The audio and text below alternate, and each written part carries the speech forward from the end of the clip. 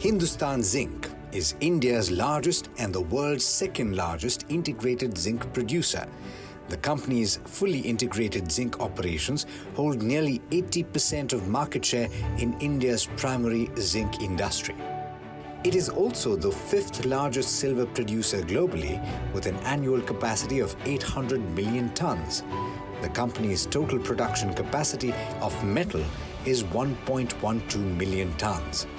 The company is a subsidiary of Vedanta Group and has the Government of India as the largest shareholder with a 29.5% stake.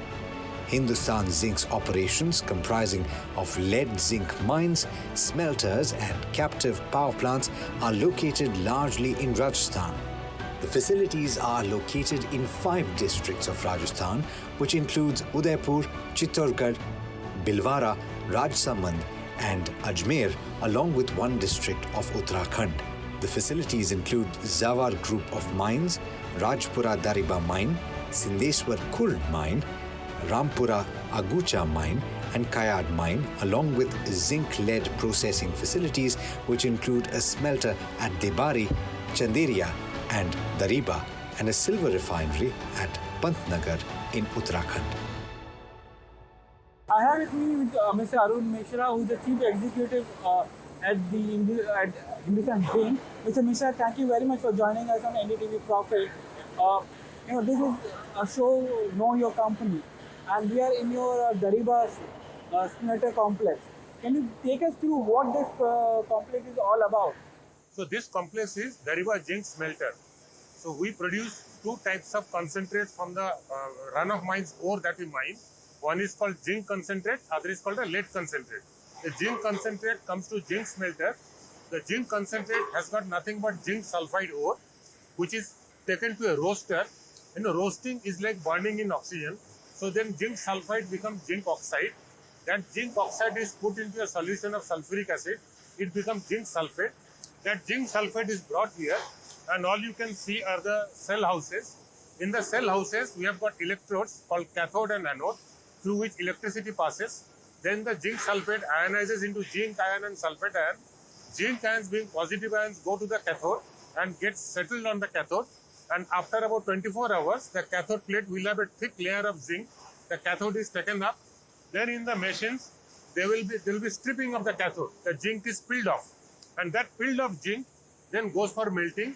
After melting, we then purify and then make ingots, and we purify it up to 4-9 categories, the 99.99% pure zinc as a special high grade that we sell in the market. So what we see behind us is the cells basically, right? These are all cells. Okay. So these cells are full of vertical plates called anodes and cathodes. So they are all voltage given, electrified. So between that anode and cathode, a solution is there, and then the zinc ions move to the cathode, sulfate ions move to the anode.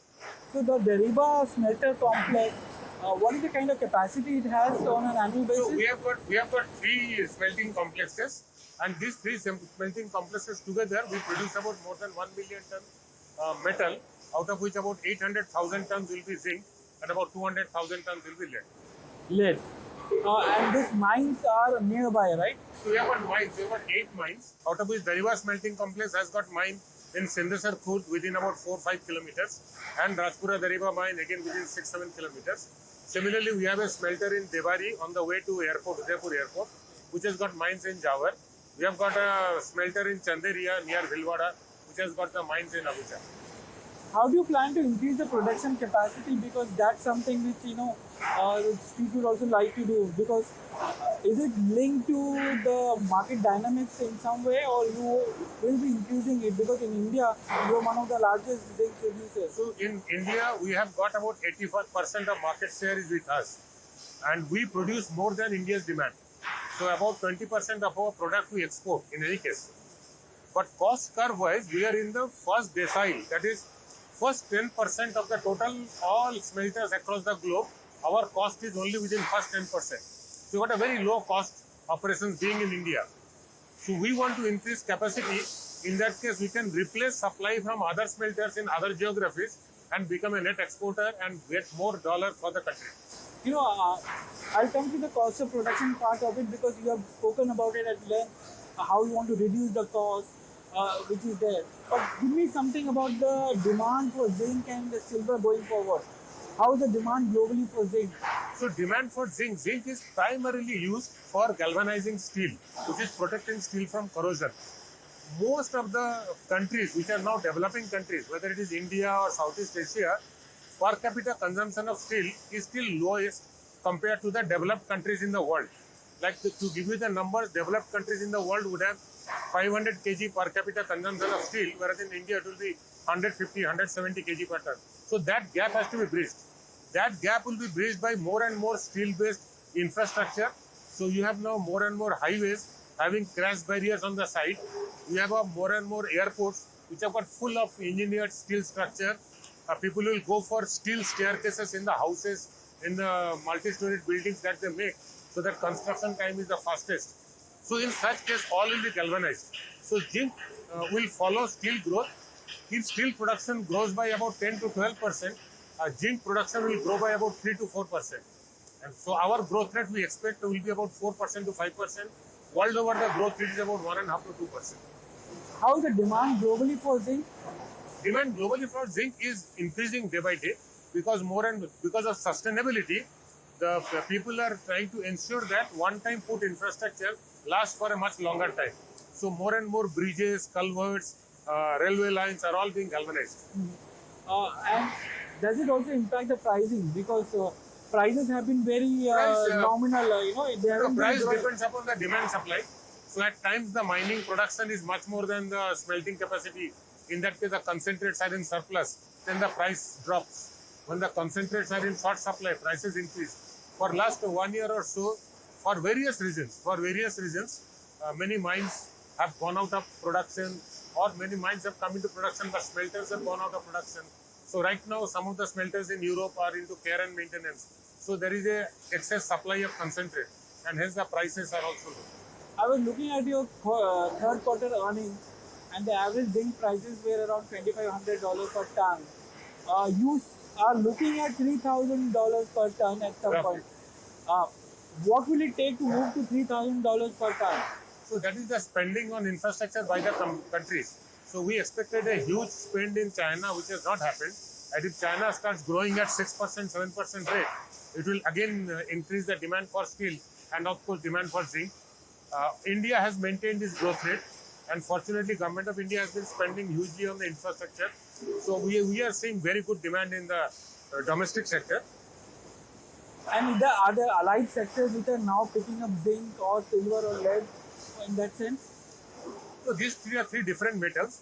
Lead, we are primarily into the storage battery solutions. So in India, storage battery solutions are increasing. It is again a function of weather and all that. So typically summertime we will have huge consumption. Also the growth of auto sector. The more and more cars being produced, more and more battery being fit in. So we will have more and more consumption of lead. And as we go electrification of automobiles, will you have a role in it? Will it increase demand for you? No, so we look at the application of EV will increase car sales because more people can afford car because the operating cost will be lower. In that case, most of the cars will have maybe lithium battery as the source of energy for running the car. But for auxiliary functions of the car, which is pushing the window up or running AC, people will go for lead acid battery solution. So we don't see lithium as a threat to lead acid battery. It will continue like this. Let me come back to the cost of production part of it, because you've been targeting $1,000 as a cost of production. If I'm not wrong, $1,095 was the cost of production in Q3 for you. On an average, for 9 months it was $1,100 odd. What will it take to bring down the cost of production to $1,000 odd? So to bring it below 1,000, we have to work much more on use of either more and more domestic coal for power production or going to renewable completely. So our renewable will start landing somewhere around April or May, June. This year. So then by third quarter of this year, we will see more and more renewable power in the power mix, which will then reduce the power cost. And then our cost of production will also go down. So give me a sense of what is the current power capacity that you have captive power, because that's thermal, right? Thermal. And you're going to replace that with renewable. Renewable. So we have about 500 megawatt of own power capacity. we have got signed power purchase agreement for 450 megawatt of renewable power. And that should come in from April onwards. From April onwards, not all 450, it will come in phases. About 1.5 years time, it will be 450 megawatt full. So by the time you replace fully the thermal power with renewable power, the production cost will come down to 1,000 or below 1,000. It may go down below 1,000. Below 1,000. So we are talking about FY26.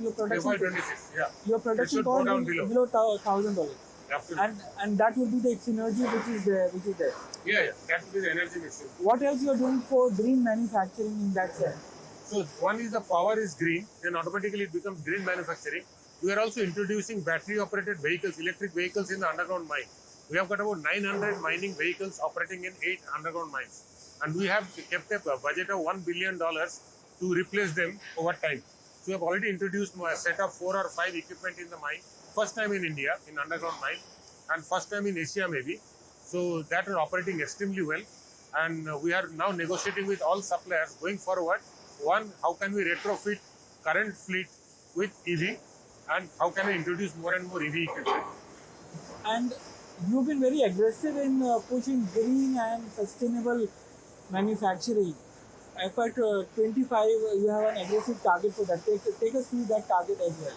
So we are from COVID days, we are very clear that post-COVID world will see a huge push for environmental cleanliness. And second, as we move forward and zinc being applied to steel, the steel is also dependent on global consumption. In global market of steel, the consumers will start demanding from the steel manufacturer that the zinc that you apply must be green also. So it is a scope 2 and scope 3 compliance in the Paris Agreement. So we will fall under scope 3. So in that, the moment we make zinc green, then we become the prime supplier to steel companies. For them, net emission will go down by using our zinc. So then it becomes a product proposition in the market. It's not so much about green. It's more about giving you a value-added product. A value-added product, I am giving you a product. By consuming my product, your total emission goes down. Does it give you pricing power also in that sense? Of course. What will be the differential pricing if the moment I won't put a figure to it. But give surely, an example. No, suppose today anywhere between $30 to $40 kind of a number per ton we look at. It will auto, because of the green factor. Because of the green, something I'm helping you with, for which I have made the investment to become green, and you don't have to invest. Just by consuming my product, your CO2 emission goes down. And that will be adding to your EBITDA levels going forward. Of course. So that's one. It's what in America they call the new green opportunity. And the Green Deal they talk about, that becoming green is not just about emission reduction, also gives you a business opportunity if you are the first mover. And that is why Hindustan Zinc decided to be the first mover. There's one more thing which is there about the carbon tax which Europe is talking about. Of course, but we are not so much dependent on the Europe market. But I think world over, that carbon taxation will catch on. Every country in some form or other will. As of now, no. But we are becoming in another 1.5 years, our emission will be less. And we will go plant by plant. Suppose I have to sell 20,000 tons in Europe, I will sell from Dariba zinc plant because this will become green fast. And I will get it certified that zinc green is green zinc. It will go to Europe. What is the kind of investments that you are planning for Hindustan Zinc? You are expanding plans. Hindustan Zinc typically every year we spend about 2,400 to 2,500 crores for various sustenance projects and small debottlenecking projects. But from this year onwards, we will be more aggressive and we will be spending close to maybe 5,000 crores for one, sustenance. Second, we want to debottleneck, what we call quick payback initiatives. Any initiative which has a less than 12 months payback, we are sanctioning money, which will take our production from currently about 1,040 kilotons to it will take it about 1,225 kilotons, more than 1.2 million tons. Right? So for that also some money will go. Then we'll launch projects for taking it to 1.35 million tons. I have already started an RFQ inviting global tender for mining designers and mining operators to work with me to see how 1 million ton production can become 2 million. And once I have the conceptual paper ready by these big companies, then we'll take it to board and seek approval for converting that into project. If that project comes, it may be say another 15 to 18,000 crores of investment in the coming years. In how many years? So it will be maybe another next 3 to 4 years. 18,000 to 20,000 crores. Yeah, Do you have, provided board approves. but do you have enough cash flows for that? Our balance sheet has a huge power to get debt. No, I know you're almost on a net debt basis, 300 odd crores debt you Yeah, have. so with, But, with this kind of balance sheet and with this kind of 47% EBITDA level, any bank would love to give us money. You are one of the largest dividend payers in the country. Not to the government, See, it but is to the promoters and the shareholders. dividend, or it's a question of what do I do with the profit that I make. And I think our shareholders will appreciate more that when I reinvest plow back the profit in increasing capacity and my market cap goes up. But that doesn't mean that we will not give dividend. It's a matter for the board to decide. Whenever that profit comes, they will. Because in the 9 months you paid what, 5,500 crores? Because we were concentrating on producing 1.2 million ton, we were not launching new production capacity. But now is the time, again we will launch new expansions. So how much of the expansion will be in zinc, how much in silver? So when we go from 1 to 1.5 million ton, the silver goes to 1,000 tons from current about 775 tons. But if I make 1 million ton to 2 million ton, of course silver will become about 2,000 tons or 1,700, 1,800. So it can go to 1,800 tons. Yeah. But that's what is the timeline for that? So look at the 2 million ton concept paper is not ready. Okay. Once the concept paper is ready, I can talk about timeline and all. So how much time does it take normally from a point of view board approval to Anywhere close to 2 years. 2 years? So if the board approves your concept If the concept paper is approved by the board, another 2 years. So maybe that we are in 2024, we are talking about 2027. 27 you will, because your Try silver to become 2 million. 2 million tons basically in that sense. I want to talk to you about the proposed demerger in SZL. What was the thinking behind it actually? So if you look at Hindustan Zinc, our current market cap is about $16 billion, right? And in that $16 billion of market cap, we have silver, which is the only producer in India. The EBITDA is to market cap ratio is still about 8. We believe that it can go up to at least 10 or 12. That will be possible if market understands our portfolio of silver properly. They still look at us as a zinc and lead player, and they think silver is just a byproduct. So if we bifurcate the company into lead zinc separately and silver separately, we strongly believe another $2 to $3 billion of market cap will get added. Lot of focus on the world is coming on recycling. And we being a producer of zinc and lead metal, the tailing that we produce from the mills, that is getting stored. So we want to start a recycling company which will operate those tailings and recover lead and zinc, also recover a lot of minor metals with it. And that company can be spun off as a separate company, can be listed as well.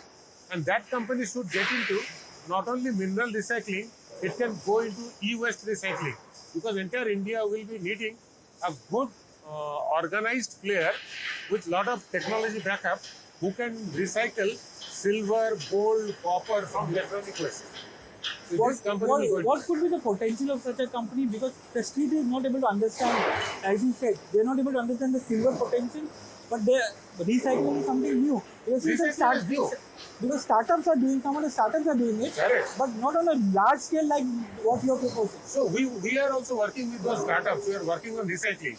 We want to bring that innovations under one platform.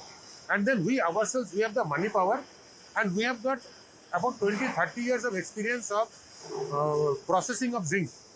So we want to use our organizational knowledge, our money power, our ability of our balance sheet to take sanctions.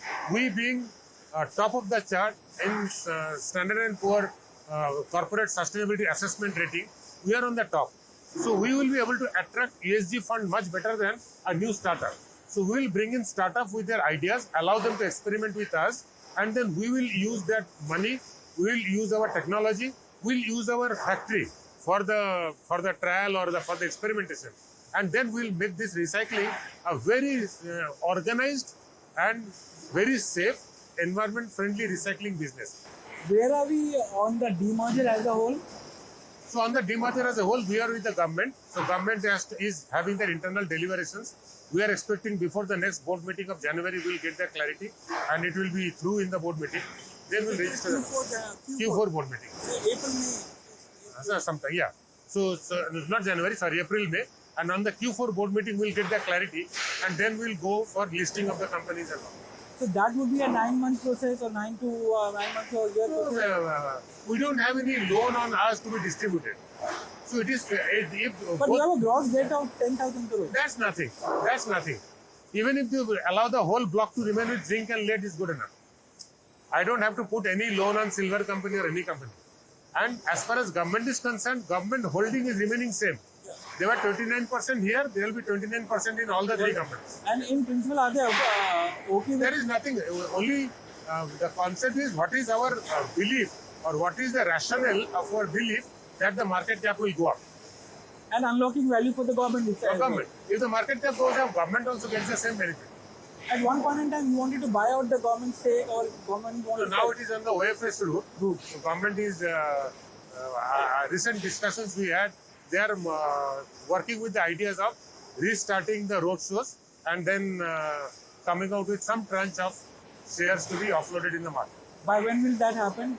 I think very soon we'll have the road shows within say another 1 month or so. Once the road show and is you done, will have to go for the road show. of course we'll be there. We'll be part of it. Oh, but if the government is going for OFS and at the same time if they are doing demerger, will both of them go together? So demerger may be a good attractive proposition to the investors when you go for the road show. Because they will see it will be very easy for them to pick up stocks of the silver company rather than picking up stocks of the whole company. And then you get demerged shares basically. Yeah, the demerged shares, and there will be different set of buyers for silver company and different set of buyers for the lead and zinc company. In your opinion, your silver company, what would be the valuation for that? I will not put a number, but overall Hindustan Zinc, if I say today's value is 16, we should go anywhere close to 20-21 billion. So that means I will apportion 3 to 4 billion towards the silver company. Today the market is not valuing silver at all? No.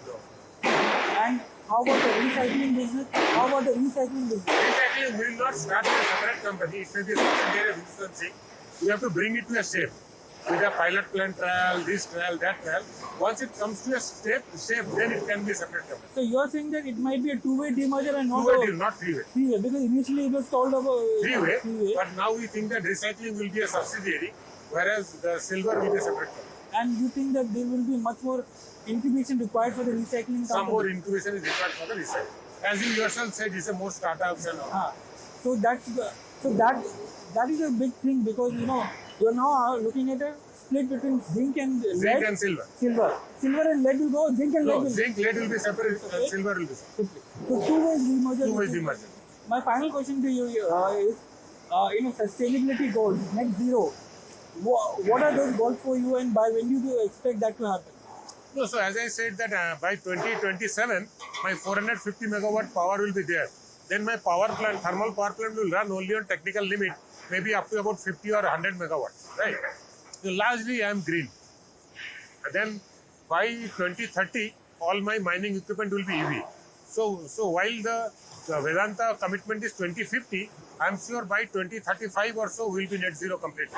And there won't be any emissions basically? No, there will not be any emission of any kind. Mr. Misra, it was a pleasure talking to you today. Thank you very much for joining us. Thank you so much. So nice meeting you.